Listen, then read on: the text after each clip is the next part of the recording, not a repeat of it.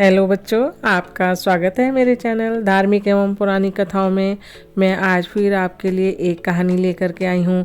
आज की कहानी मैं पंचतंत्र की कहानियों से लेकर के आई हूँ। आज की कहानी बंदर और एक चिड़िया की है। तो चलिए शुरू करते हैं।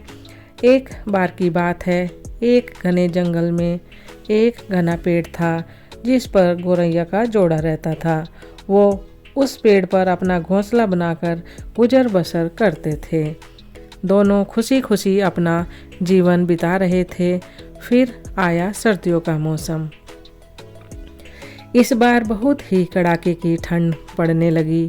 ठंड से बचने के लिए एक दिन कुछ बंदर उस पेड़ के नीचे ठिठुरते हुए पहुँचे। तेज ठंडी हवाओं से सभी बंदर कांप रहे थे और बहुत ही परेशान थे। पेड़ के नीचे बैठने के बाद वो आपस में बात करने लगे कि काश कहीं से आग सेकने को मिल जाती तो ठंड दूर हो जाती।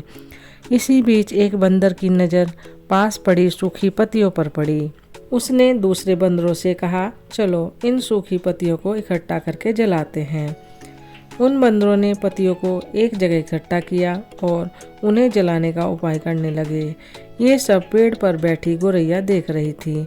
ये सब देखकर उससे रहा नहीं गया और वो बंदरों से बोल पड़ी, तुम लोग कौन हो?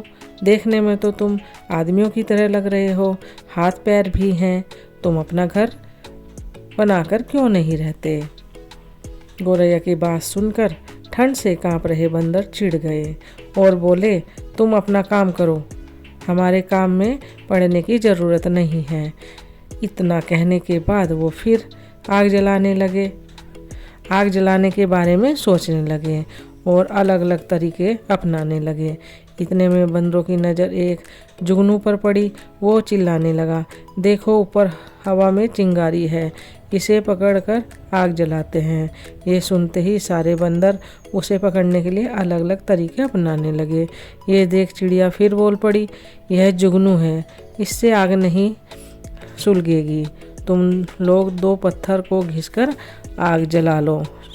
बंदरों ने चिड़िया की बात को अनसुना कर दिया। कई कोशिशों के बाद उन्होंने जुगनू को पकड़ लिया और फिर उससे आग जलाने की कोशिश करने लगे, पर वो इस काम में कामयाब नहीं हो पाए और जुगनू उड़ गया।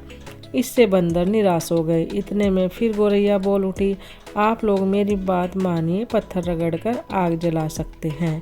इतने में एक गुस्साए हुए बंदर से रहा नहीं गया और उसने पेड़ पर चढ़कर गौरैया के घोंसले को तोड़ दिया। यह देख चिड़िया दुखी हो गई और डर कर रोने लगी।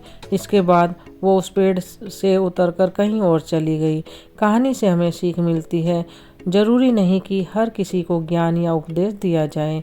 उपदेश उसी को दिया जाना चाहिए जो समझदार हो और बातों को समझे। बेवकूफ़ को उपदेश देने से दुख ही होता है, बुरा ही होता है। इसलिए बच्चों किसी भी गलत आदमी को उपदेश ना दें। दोस्तों, ये कहानी यहीं ख़त्म हुई। अगर आपको पसंद आई तो ज़्यादा से ज़्यादा शेयर करें, लाइक करें और मेरे चैनल को जितने भी नए लोग जुड़े हैं सब्सक्राइब ज़रूर करें। बेल आइकन को ज़रूर दबाएं जिससे आने वाली वीडियो आपको मिलती रहे। मेरी पूरी कहानी सुनने के लिए बहुत बहुत धन्यवाद।